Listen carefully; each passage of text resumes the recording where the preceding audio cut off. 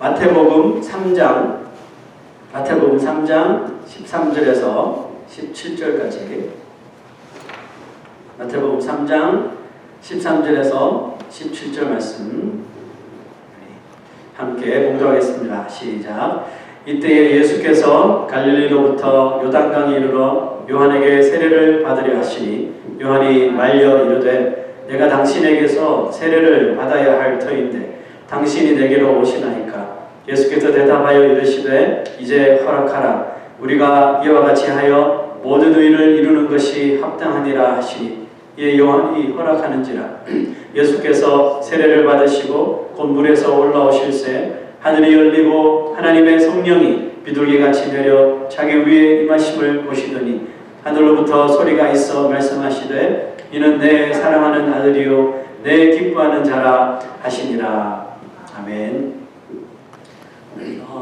여러분이 만약에 온 세상을 만들고 또 사람을 창조한 그런 창조주라면 인간들이 죄를 지어서 모두 멸망하게 된 지경에 빠졌다고 그들을 구원하기 위해 우리 인간의 몸을 자기가 창조한 인간의 몸을 입고 이 땅에 내려올 자신이 있습니까?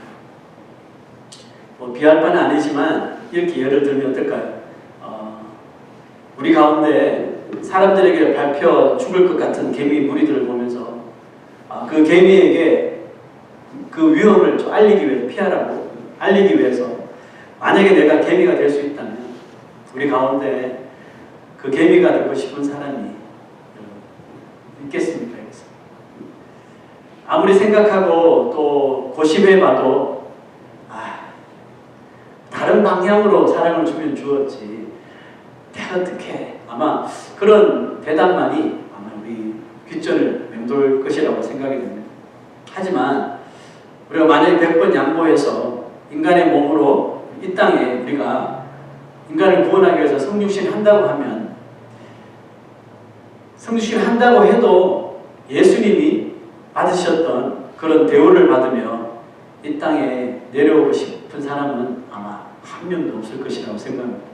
인생들을 지옥의 멸망에서 구원해내기 위해서 하늘에서 정말 땅까지 내려오는 그 만왕의 왕의 입장이라면 적어도 모든 인류들의 그런 환영을 받고 왜? 자기 자신을 구원하기 위해서 오는 하나님이니까 모든 인류들에게 환영을 받고 칭송을 받으며 정말 화려하고 영광스러운 그런 왕의 대관식을 거쳐서 또 모든 사람들이 다 보고 모든 사람들이 다 시청하고 모든 사람들이 다 알도록 이 땅에서 가장 높은 자리에 정말 영광스러운 자리에 앉아야 할 것 같지 않습니까?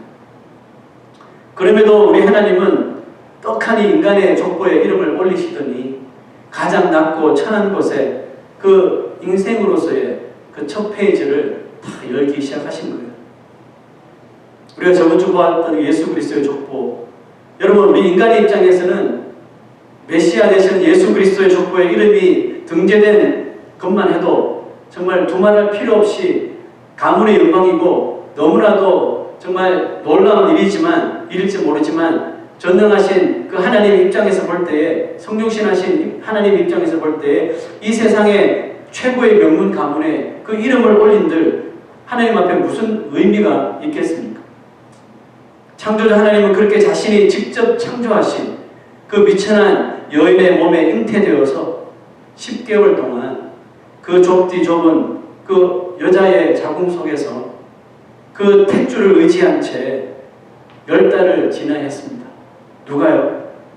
온 우주와 시공간을 정말 초월하며 활보하시는 그 하나님이 천년이 하루 같고 하루가 천년 같으신 그분에게 10개월간 정말 탯줄을 매달고 생명부지를 해야 하는 그 상황이 얼마나 어처구니 없겠습니까? 그런데 그 어처구니 없는 일을 우리 하나님께서 해내셨다는 거죠. 10개월이 흐르고 출산이 임박하자 그 창조주는 이제 자궁 밖으로 나오려고 안간 힘을 쓰시며 처음 맞이하는 이 고통과 사투를 벌인 겁니다. 제가 그 기록을 보니까 아이가 출산할 때 산모만 힘든 게 아니라고 하더라고요. 그 자궁에서 나오려고 하는 아이도 산모의 정말 배가 되는 엄청난 그 텐션을 가지고 그곳에서 나온다고 하더라고요. 그렇게 우리 하나님은 의사도 없고 간호사도 없는 정말 그 냄새나는 온갖 세균들이 득실한 그 말구유에 그 창조주 하나님이 초라하게 탄생하신 사건, 여러분 그것이 바로 예수 그리스도의 성육신, 인카네이션 사건이 되는 것입니다. 여러분 우리가 자칫 이 예수님의 성육신을 너무 환상적으로만 생각할 때가 있어요.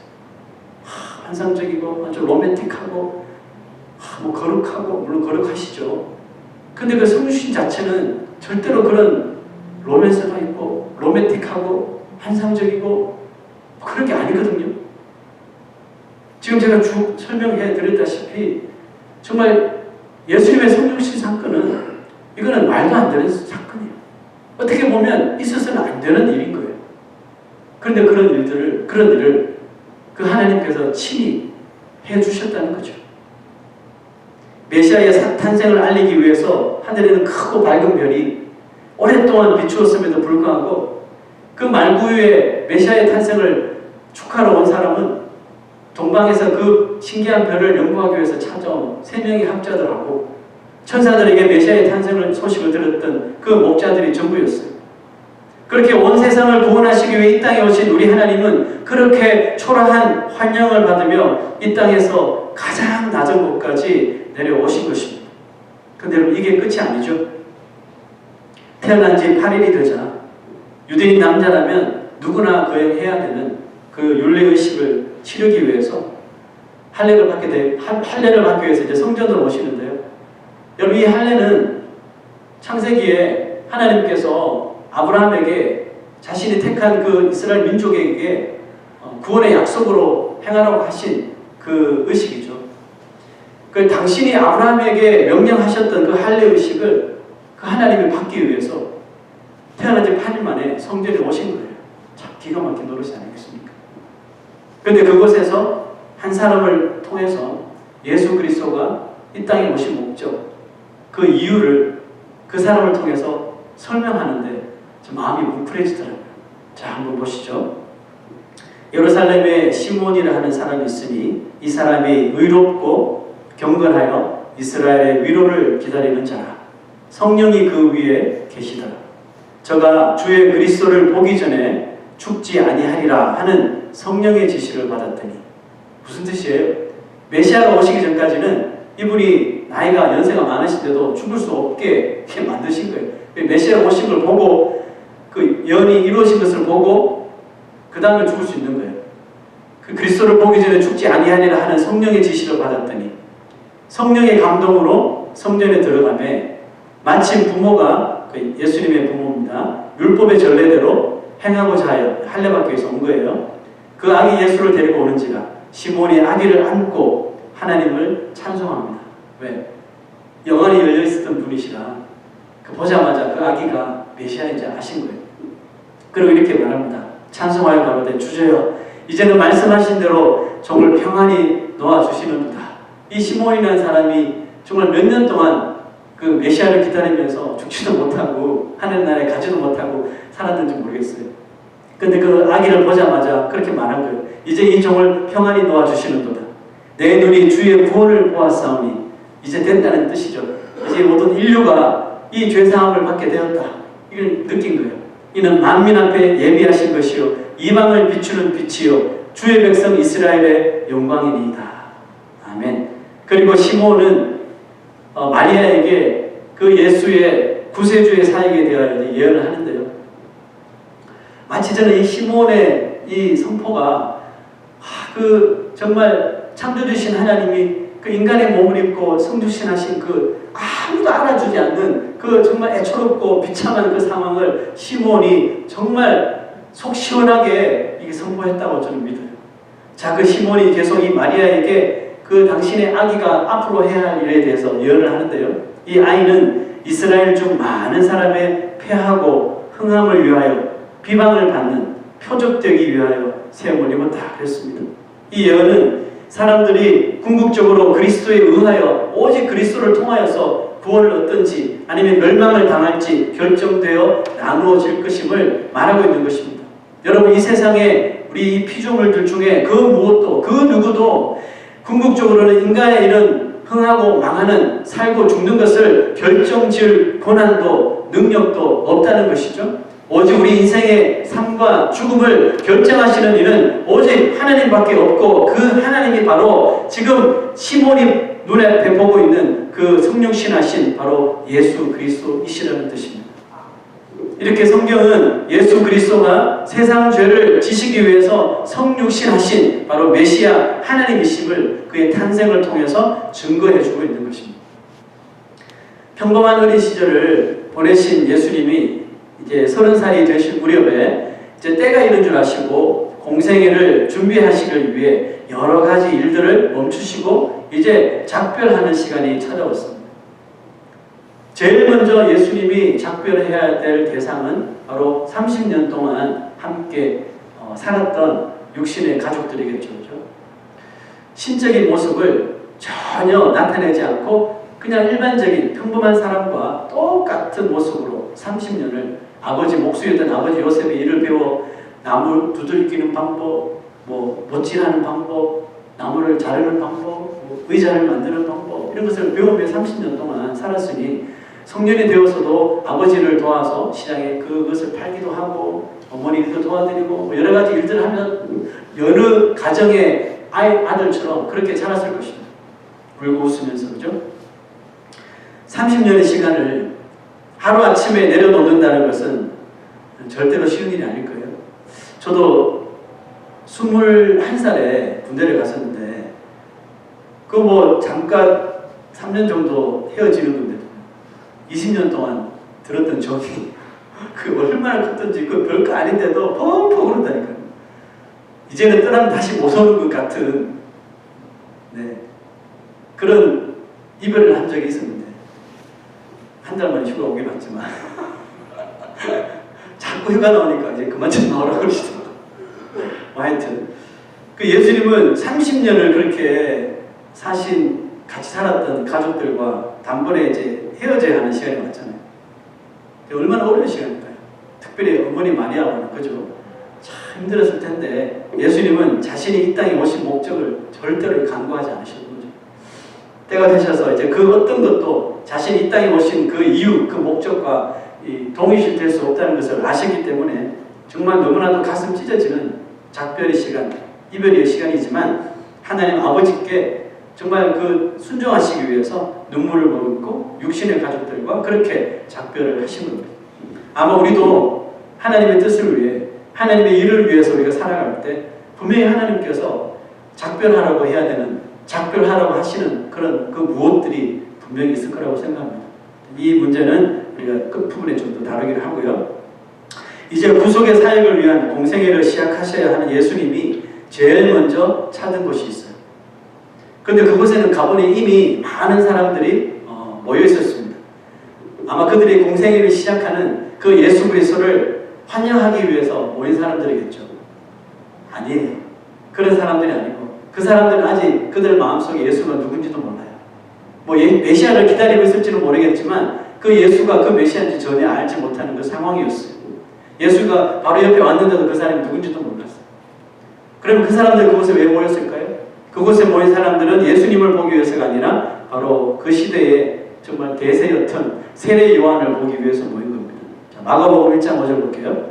온 유다 지방과 예루살렘 사람이 다 나아가 자기 죄를 자복하고 요단강에서 그에게 세례를 받더라. 자, 이 사람은 그 유명한 존 베프티스트, 세례 요한입니다. 그것에 모인 사람들은 각종 직업을 가진 그렇게 특이할 것 없는 아주 일반적인 평범한 사람들이었습니다.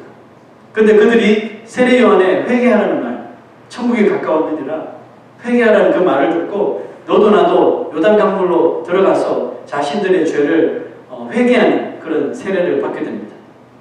겉으로 보기에는 너무나도 멀쩡하게 평범하게 생긴 사람들인데 그들의 속에는 보이지 않는 온갖 거짓과 속임수와 우상 숭배와 도둑질과 간음과 살인과 기타 등등 표현할 수 없을 만큼의 엄청난 무수한 죄를 가지고 있었던 사람들이 세례 요한의 회개하라 천국에 가까웠느니라 그 한마디에 마음이 무너져서 그 요단강으로 뛰어들어서 이 죄의 고백을 하는 세례를 받게 된 것입니다. 그런데 그런 자리에 누가 오셨어요? 예수님이 가신 거예요. 근데 예수님이 그 자리에 오시기 전에 세례 요한은 항상 그가 세례를 베풀기 전에 진심으로 외치는 소리가 있었어요. 그 소리를 이 예수님의 세 제자들이 놓치지 않고 사복음서에 다 일일이 기록했습니다. 그 중에 한 구절을 보면 보세요. 세례 요한이 이제 이렇게 세례받기를 원하는 무리들에게 이런 말을 한 거예요. 나는 너희로 회개케 하기 위하여 물로 세례를 주거니와 내 뒤에 오시는 이는 나보다 능력이 많으시니 나는 그의 신을 들기도 감당치 못하겠노라. 그는 성령과 불로 너희에게 세례를 주실 것이요. 세례 요한조차도 자신의 세례는 오직 그 죄를 깨닫게 하고 죄를 회개하게 하는 세례임을 분명히 말했습니다. 그리고 자신 또한 그 내 뒤에 오실 메시아신 예수님이 오시면 자기 자신도 세례를 받아야 할 죄인임을 스스로 알고 있었다는 거죠. 바로 그때 정말 그 예수님이 물가로 내려오시며 이 세례 요한 자신에게 다가오신 것입니다. 요한이 그 모습을 보고 예수님께 이렇게 말합니다. 내가 당신에게 세례를 받아야 할 터인데 당신이 내게로 오시나이까? 이렇게 질문한 거예요. 영안이 활짝 열려 있었던 그 세례 요한은 그분이 메시아이며 자신이 방금 전에도 말했던 그 능력 많으신 분이심을 단번에 알아차립니다. 그래서 예수님의 그 세례 받으려고 하시는 행동을 너무나도 이해하지 못했던 거예요. 그런데 예수님은 요한의 말처럼 불과 성령으로 세례를 베푸실 분이신데 왜 하필 요한에게 세례를 받으시려고 그곳에 오셨을까 하는 것입니다. 요한 자신도 예수님이 세례를 받으시려고 하자 극구 사용합니다. 극구 사용하면서 자신이 주님께 받아야지 왜 자신이 어떻게 세례를 주님 앞에 베풀 수가 있습니까? 라고 계속해서 사용을 했던 겁니다. 이 말은 무슨 뜻이에요? 이는 예수님이 회개하셔야 할 죄가 하나도 없으신데 무슨 다른 사람들처럼 회개의 세례를 받으시냐는 그런 뜻이겠죠. 그렇잖아요. 지금 요단강에서 세례받는 사람들은 다 죄가 있어서 그 죄 때문에 찔려서 세례받는 거거든요. 그런데 세례안에 보기에 예수님은 죄가 없으신데 무슨 세례를 받겠다고 하시냐고 이렇게 지금 반문을 하고 있는 거예요. 자, 여러분 우리가 생각해 볼 것이 있어요. 정말 예수님은 30년 동안 이 땅에 사시면서 그 하나님으로 사신 것이 아니에요. 신적인 능력을 발휘하신 것도 아니고 평범한 한 가정의 아들로 우리와 같이 똑같은 사람으로 30년을 사신 거거든요. 그러면 30년 동안 사시면서 정말 단 한 번도 예수님은 죄를 지은 적이 없을까요?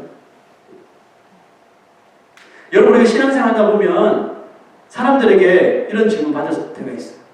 저는 그런 질문 많이 받았거든요. 설마 예수님이 한 번도 죄를 안 지었어요? 우리가 똑같다면서요. 우리가 똑같이 생각하고 똑같이 먹으며 하는데 어떻게 죄를 안 지어요? 이렇게 물어요.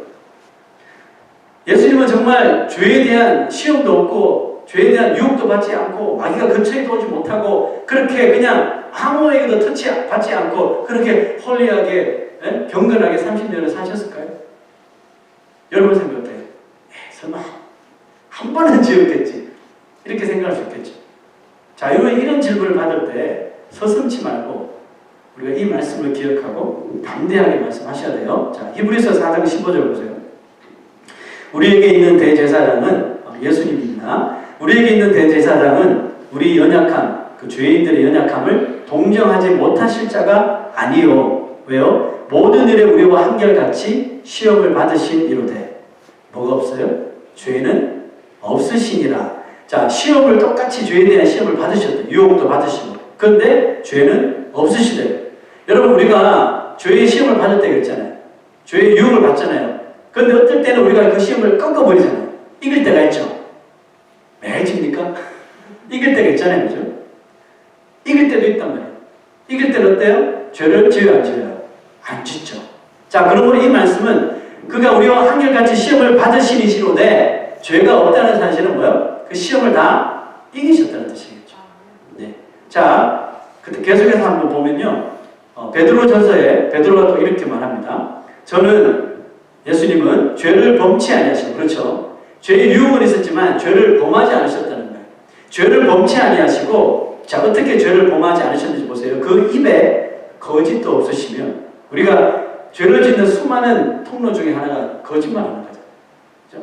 뭐 이런 거짓말이야. 이러면서 슬쩍슬쩍 이렇게 거짓말 하는데 예수님은 그 입에 거짓도 없으시고 욕을 당하셨지만 대신 욕하지도 아니하시고 고난을 당하시되 그 하나님의 능력으로 위협하지도 아니하시고 오직 공의로 심판하시는 이 누구요? 하나님 아버지께 다 이것을 맡겨드렸다는 거예요. 부탁하셨다고 했습니다. 자, 이렇게 완전히 죄가 없으신 분이 왜 죄인들이 받는 회개에 대한 세례를 받으시려고 그렇게 기엽고 받으시려고 하는 걸까요? 자, 고린도후서 5장 21절에는 그 답을 알려줍니다. 하나님이 죄를 알지도 못하신 이를 우리를 대신하여, 우리가 누구예요? 죄인들이죠.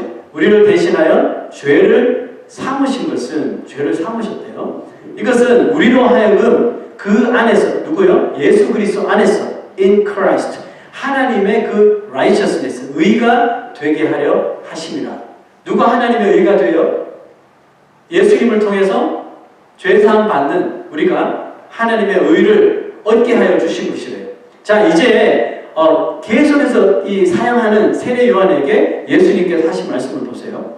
이제 허락하라. 자, let it be so now. 이제 허락하라고 이렇게 말씀하신 것은 이전까지 뭘 했다는 거예요? 세례 요한이 저는 못합니다. 다른 사람 알아보세요. 계속해서 못하겠다고 거절했다는 뜻이에요. 그래서 예수님께서 좀 경상도말로 좀 이제 좀 허락해라. 힘들다. 이제 허락하라. 자, 이유를 말합니다. 우리가 이와 같이 하여 모든 의를 이루는 것이 합당하니라. 와, 기가 막힌 말씀하신 거예요.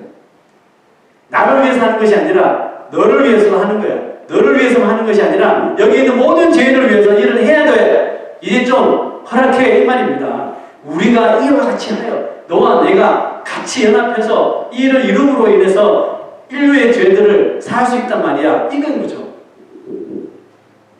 이 두 구절에서 공통적으로 나오는 단어가 있습니다. 이 구절과 앞 구절에서 공통적으로 나오는 단어 righteousness of God. 이 의 정말 중요한 의죠. 한쪽에서는 의가 되게 하고 그러니까 의로운 사람이 되게 하고 또 한 구절은 의를 이루는 것. 여러분 우리가 예수 그리스도를 믿으면 의롭게 된다고 그러잖아요. 근데 그 의가 우리 이 세상에서 착하게 살아가는 그런 right을, just를 말하는 것이 아니라 우리를 죄에서 구원해주는 지옥에서 천국으로 인도하는 그 의를 말하는 거예요. 그 의는 누구한테만 얻을 수 있어요? 예수 그리스도한테 얻을 수 있잖아요. 그래서 이것을 바로 의로함을 얻었다 해서 칭의, 의롭다로 칭해졌다 해서 justification, 칭의라고 말하는 거예요.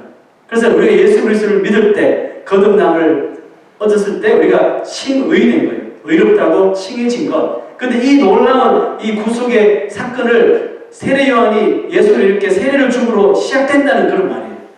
자, 바로 죄인들에게 예수 그리스도의 그 자신의 죄 없는 그 하나님의 의가 이렇게 트랜스되는 거죠. 정가되어서 정가시키기 위해서 예수님께서 지금 세례를 받으셔야 한다고 말씀하고 있는 거예요. 그렇게 그리스도는 회개가 전혀 필요 없는 완벽하신 하나님이고 완벽한 의인이셨지만 이 세례를 통해 죄인들과 하나님 자신을 동일시하는 거예요.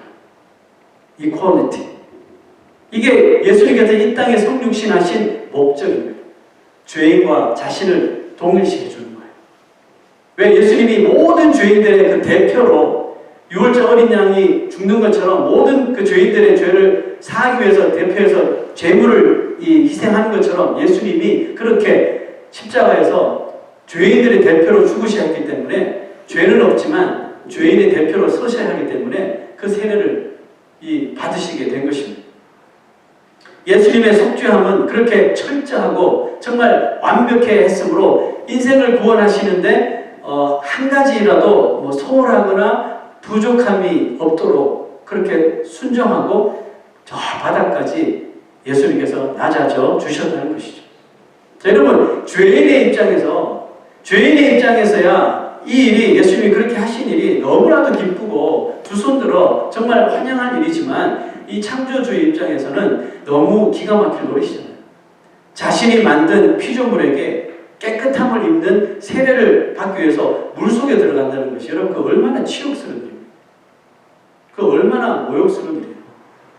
그렇게 하나님의 자존심을 상하게 하기에 충분한 일이지만 예수님은 하나님의 뜻과 인류의 그 구속을 위한 그 계획에 정말 말없이 순종하시고 세례를 받으셨는데요. 세례를 받고 나오시자 그때 하늘로부터 한 음성이 들립니다. 이는 내 사랑하는 아들이요 내 기뻐하는 자라. 하나님께서 참지 못하시고 하늘 스피커를 다 켜시면서 This is my son whom I love 이렇게 말씀하신 거예요. 내 기뻐하는 자라, 내 사랑하는 아들이라고 만천하에 하늘의 스피커니까 이런 스피커랑 비교가 되겠죠. 쩌렁쩌렁하게 세상이 듣도록 이는 내 사랑하는 이요 내 기뻐하는 자라 이렇게 선포를 하신 거예요. 자, 여러분 한번 생각해 볼 게 있는데요. 근데 솔직히 아직까지 예수님은 성령신 하셨지만 실질적으로 어떤 사역도 하신 적이 없어요. 그죠? 복음을 전하신 적도 없고 천국에 대해서 말씀하신 적도 없고 병자들을 치료하신 적도 없고 귀신을 쫓아내신 적도 없고 12제자들을 픽업해서 제자로 삼으신 적도 아직 없어요. 아무것도 하신 것이 없어요. 그야말로 이제 그냥 가족들하고 작별하고 눈물 흘리며 요단강에 나와서 세례요한에 나와서 세례받은 것밖에 없어요. 그럼에도 불구하고 그 모습을 보시고 하나님 아버지께서 하늘 문을 여시고 새 하늘을 여시고 정말 하늘로부터 땅을 향하여 그는 내 사랑하는 기뻐하는 아들이라고 마치 광고하듯이 그 예수님의 모습을 인정해 주신 이유가 뭘까요? 왜냐하면 죄인들이 받아야 하는 그 세례를 몸소 받으심으로 이제 그 아들 사랑하는 독생자 그 예수가 이제 십자가 구속을 향한 그 사역을 공식적으로 시작하게 되었다는 것을 알리는 것입니다.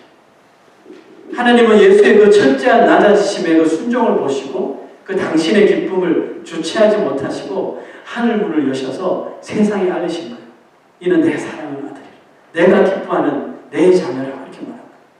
그리고 예수님이 아버지 하나님의 마음과 뜻을 관찰하시려고 정말 그 하늘에서 하늘 보좌를 버리시고 이 땅에 내려오시는 그런 수모를 다 참아내시면서 자기가 창조한 그 창조물 그 자궁 속에 10개월 동안 그 탯줄에 연연하면서 생명부지를 했던 자기가 선포했던 그 할례의식을 받아야 했던 그 엄청난 하나님의 자존심 상하는 그 일을 다 순종하시면서 참으시면서 세례를 받으시는 그 모습을 보시고 하나님께서 기쁨을 이기지 못하고 그것을 자랑하시기 위해서 이 땅에 그 스피커를 오픈하셔서 말씀을 하신 거예요. 하나님의 이와 같은 모습을 보면서 왠지 우리가 그렇게 살아야 할 것을 말씀하고 계시는 것처럼 느껴졌습니다. 하나님께서 너희도 내 아들 그 예수처럼 그렇게 살게 되면 내가 너희를 정말 이 세상에서 영광스럽게 높여주겠노라고 하나님께서 우리에게 똑같이 말씀하시는 것 같습니다. 우리가 그리스도를 따르는 삶을 살아갈 때에 예수님께서 다 내려놓으신 것처럼 우리들도 분명히 내려놓아야 할 것이 있고 정말 작별해야 할 것들이 분명히 있을 거라고 생각합니다. 지금 이 시간 이 자리에 계신 분들 중에는 예수 그리스도를 믿고 난 후에 분명히 어떤 것들은 다 끊어버리고 또 내려놓고 다시는 상종도 하지 않는 그런 것들이 분명히 있었을 것이라고 또 생각합니다.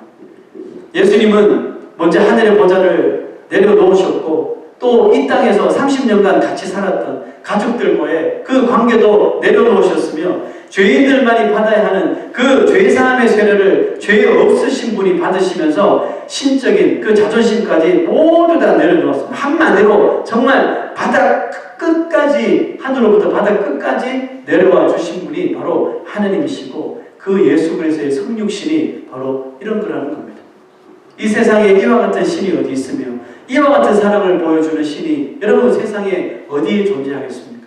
그래서 저는 예수님을 너무나도 정말 사랑할 수밖에 없어요.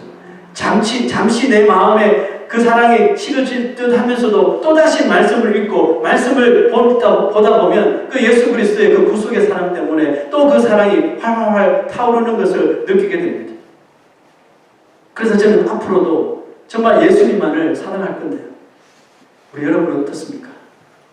여러분들은 정말 예수 그리스도의 그 성육신이 정말 여러분들 마음속에 뜨겁게 새겨져 있고 또 그 성령신이 너무나도 고마워서 이 세상에 주님을 따르는데 불필요한 것들을 하나하나 다 잘라버리는 그런 삶을 여러분 살아가고 계시는지요?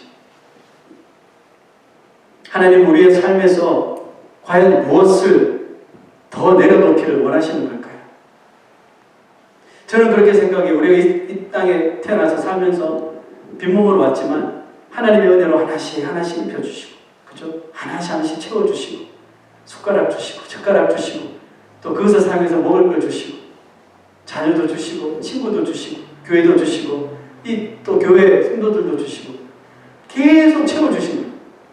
일자리도 주시고, 돈도 주시고, 건강도 주시고, 또 이 세상을, 문화생활을 즐길 수 있는 또 은혜도 주시고, 그러다가 예수를 알게 하시고, 예수님을 믿게 해주시고, 그때부터는요, 그동안 내가 세상에서 누렸던 것들을 하나씩 이제 이렇게 커딩하는 또 그런 일을 하시는 것 같아요. 물론 분명히 있어야 될 것들은 다 소유하게 하시지만 내가 신앙생활을 하는데 더 깊이 하나님을 알아가는 데 있어서 불필요한 것들을 하나님께서 하나씩 보게 하시는 것 같아요. 그래서 이것을 이러면서 하나씩 포기해요. 저도 이렇게 생각해 보니까 정말 내가 거듭난 후에 지금까지 포기했던 것들을 보니까 꽤 있는 것 같더라고요. 그럼에도 불구하고 내 삶을 보니까 여전히 내가 더 내려놓아야 할 것들이 눈에 보이는 것 같아요. 그래서 천국 가는 그날까지 그런 것들 하나씩 끊게 만드시는 것 같아요. 그냥 마지막에는 정말 오직 예수 그리스도만 사랑하는 그 마음 하나만 딱 가지고 천국에 들어갈 수 있도록 그런 것 같아요. 그렇게 생각해보니까 더 많이 보이는 것 같아요. 내 눈에. 내가 내려놓아야 할 것이 더 많구나. 내 자아만 보더라도 내려놓아야 할 것이 정말 엄청나게 많다. 오늘 하나님께서는 우리의 삶 속에서 예수 그리스도의 성육신을 믿는 우리에게 무엇을 더 내려놓으라고 말씀하시는 걸까요? 하나님, 우리가 믿음을 가지고 예수 그리스도의 삶을 정말 한 걸음 한 걸음 우리가 따라 나갈 때에 정말 하나씩 이 세상의 것들을 분명히 다 내려놓게 하여 주실 줄로 믿습니다.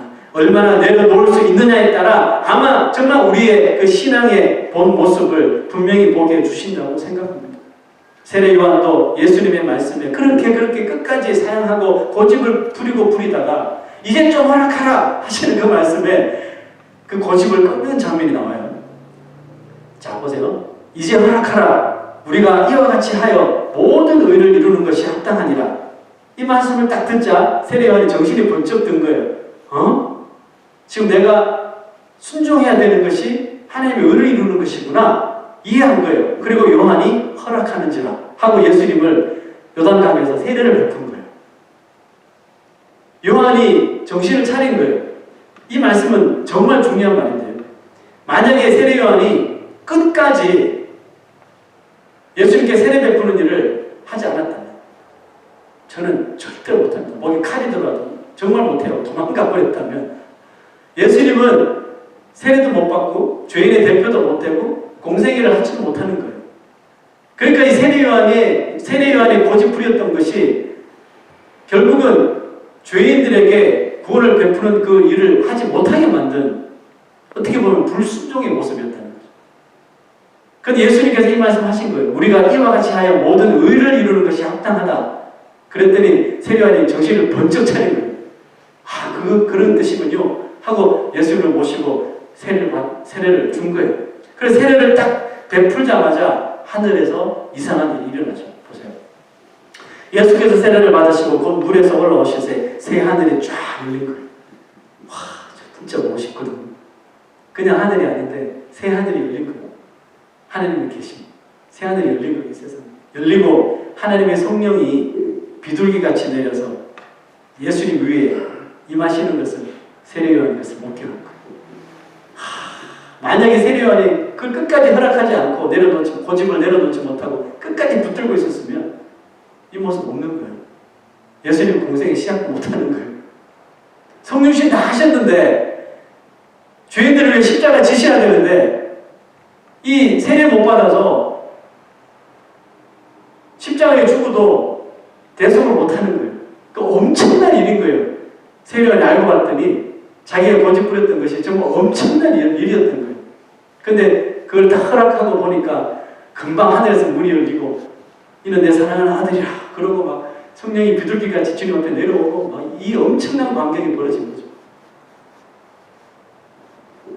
여러분, 예수님께서 이 땅에 성육신하셨지만 그 신적인 모든 능력을 행하신 것은 성령께서 임하심으로 그 성령의 능력으로 다 역사하셨다는 것을 우리가 기억하셔야 하는 거예요. 예수님 혼자 하신 것이 아니라 성삼위 하나님이 함께 예수님의 그 사역을 감당해 주셨다는 것을 지금 보여주고 있는 것이겠죠.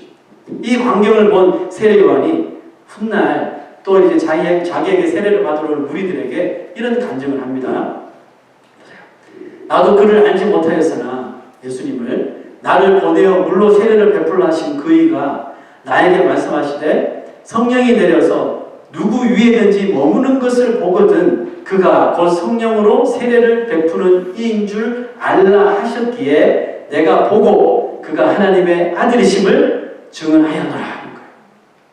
세례요한이 긴가민가했지만 그 머리에 성령의 비둘기처럼 임하는 모습을 보고 확신한 거예요. 아, 저분이 바로 메시아 하나님의 아들이시구나, 저분이 오셨구나 하고 담대하게 복음을 전하고 결국은 헤롯에 의하여서 목이 잘려 죽게 되는 거죠. 세례요한이 고집을 꺾고 순종하였을 때 비로소 그 메시아가 이 땅에 임하신 그 엄청난 그 장엄한 영광스러운 모습을 그 눈으로 목격하게 된 것입니다. 여러분, 우리도 주님의 말씀에 자신의 그런 고집을 꺾어야 될 때가 있어요. 우리도 아이들 키우다 보면 뭐 한 4-5살, 미운 5살, 요즘은 미운 뭐 그때 되면 한번 고집을 꺾을 때가 있잖아요. 그죠? 저도 4딸 다 한번 고집을 꺾었어요. 그 왜 꺾습니까? 그 고집이 네가 잘하는데 쓰잘데없는 거라는 거죠. 보여주기 위해서 그 고집을 한번 꺾잖아요. 세게 한번. 그 꺾어놓으면 그게 대해서 애가 이제 순종하게 되죠. 우리가 주의 말씀에 따라 정말 신앙이라는 삶을 살아갈 때에 우리가 꺾지 못하는 게 있어요. 우리 자존심이 될 수도 있고 욕심이 될 수도 있고 뭐 이런 것들 고집을 꺾고, 그런데 그것을 꺾어버리고 그것까지 주님 앞에 내려놓고 순종할 때 순종해 봐야지 비로소 나를 향하신 그 하나님의 뜻이 무엇이었는가, 나를 통해서 하나님께서 이루어 가시려고 하는 것이 무엇인지 그 하나님의 의를 그제서야 순종을 통해서만 보게 되는 거예요. 그래서 우리의 믿음이 자란다고 표현하는 거예요. 우리의 믿음이 성장하게 되는 거예요. 내려놓음 없이, 내 고집 꺾는 거 없이 맨날 우리가 교회를 다니고 예배를 드려도 믿음이 그 자리인 거예요. 계속해서 젖 먹는 신앙에서 책밖에 놀듯이 도는 것밖에 없어요. 교회를 수십 년 다니고 머리가 힐끗힐끗까지 교회를 다니고 직분을 받아도요, 자기 고집 꺾지 못하고 순종하지 못하면 그 모습이 그냥 고집 꺾지 못하는 어린아이랑 똑같아요. 하는 모습이에요. 그러나 예수를 믿은 지 뭐 며칠이 되었든지 상관없이 그 예수 그리스도가 나의 죄를 위해서 하늘 보좌를 버리시고 이 땅에 정말 그 수치스러움 다 버리시고 성육신하신 사실을 굳게 믿으며 거듭난 성도는 나이에 상관없이 그의 자신의 지금 가지고 있던 자존심 다 꺾어버리고 예수 그리스도께 자기 자신을 다 내려놓고 헌신하게 되는 것이에요. 여러분, 그리스도를 따르고 섬기는 삶을 위하여 오늘 내가 여전히 움켜쥐고 내려놓아야 되는데 내려놓지 못하고 여전히 내가 삶 가운데도 쿡 움켜쥐고 고집 피우고 있는 것이 혹시 있습니까? 여러분, 대체 그것이 뭘까요? 정말 그것이 나를 구원하시기 위하여 하늘 보좌 버리시고 이 땅 바닥까지 내려오신 그 예수 그리스도보다 정말 귀하고 정말 가치 있는 것입니까? 정말 그 예수님보다 더, 예수님의 성육신보다 더 가치 있는 것이라면 제가 인정해 드릴게요. 그 고집 꺾지 마세요. 그 고집 꺾지 마시라고 제가 응원해 줄 수 있어요. 그런데 그 예수 그리스도의 성육신보다 귀하지 않다면, 가치 있지 않다면 그것은 꺾어버려야 하십니다. 예수님의 발에 그 값비싼 향유를 깨어서 부어버렸던 그 마리아가 왜 그렇게 했을까요? 그 옆에 제자들이 보고 있다가 우라통이 치밀어서 그 비싼 향유를 300데나리온 어마어마한 돈이거든요. 그 돈을 좀 팔아서 향유를 팔아서 가난한 자들에게 나눠줬으면 얼마나 그 가치 있는 일이냐 이렇게 말할 정도로 옆에서 그 모습을 보고 있던 사람들이 막 가슴을 쳤거든요. 저 미련한 여자라고 무식해서 저런다고 막 깔봤거든요.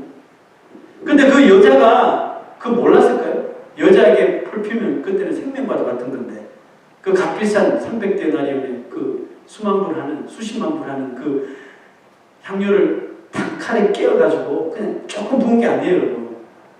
여자분들이 이렇게 비싼 거 조금 하잖아요. 그렇게 한 게 아니에요. 그냥 깨가지고 다 콸콸콸 부은 거예요. 그 여자가 그 가치 있는 걸 아는데 왜 그렇게 했냐고요. 딱 한 가지밖에 없어요. 아무리 생각해봐도 그 여자가 그렇게 행동을 했던 이유는 한 가지예요. 주님보다 귀한 것은 없음을 깨달은 거예요.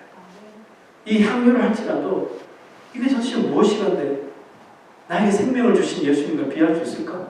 그래서 그냥 집안에서 가장 귀한 아끼고 했던 거를 그냥 가지고 와서 예수님 다 부어버리고 아마 그 마리아에게 그 향유보다 더 귀한 것이 있었다면 그것마저도 주님 앞에 다 내려놓았을 것이 아마 자신의 그 생명까지도 분명히 다 내려놓았을 거예요.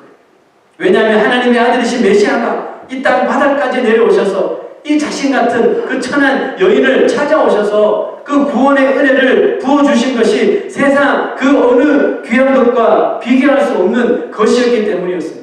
너무나도 귀하신 예수님의 그 발에 향유를 붓고 감사의 눈물로 그의 머리카락으로 주의 발을 씻었던 그 여인의 그 마음과 그 심정, 그 기쁨, 가슴이 정말 터질 것 같은 그 기쁨을 여러분 우리가 이해하겠습니까? 우리가 그 심정을 헤아릴 수 있겠습니까? 만약에 우리도 정말 나의 가장 귀한 것을 하나님의 나라를 위해서 그것을 그 고집을 꺾어버리고 하나님 앞에 순종한 경험이 있다면 아마 이만큼이라도 그 여인의 심정을 헤아릴 수 있다고 믿습니다.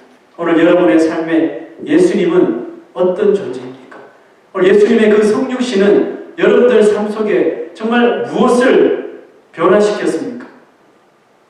그 여인처럼 어떤 것도 정말 예수님께 다 내려놓음을 아까워하지 않습니까? 그 세례 요한같이 자신의 전생애를 다 바쳐서 주님의 길을 걷게 할 수 있는 그런 분으로 여러분들 믿고 또 여러분 속에 그리스도의 성육신이 그렇게 남아있습니까? 만약에 그렇다면 오늘 우리가 주님께 무엇을 내려놓고 어떤 영광을 올려드려야 할지를 오늘 이 시간 우리가 한번 심각하게 고민하고 하나님 앞에 드려야 할 것이 무엇일까? 하나님 앞에 꺾어버려야 할 것이 무엇일까?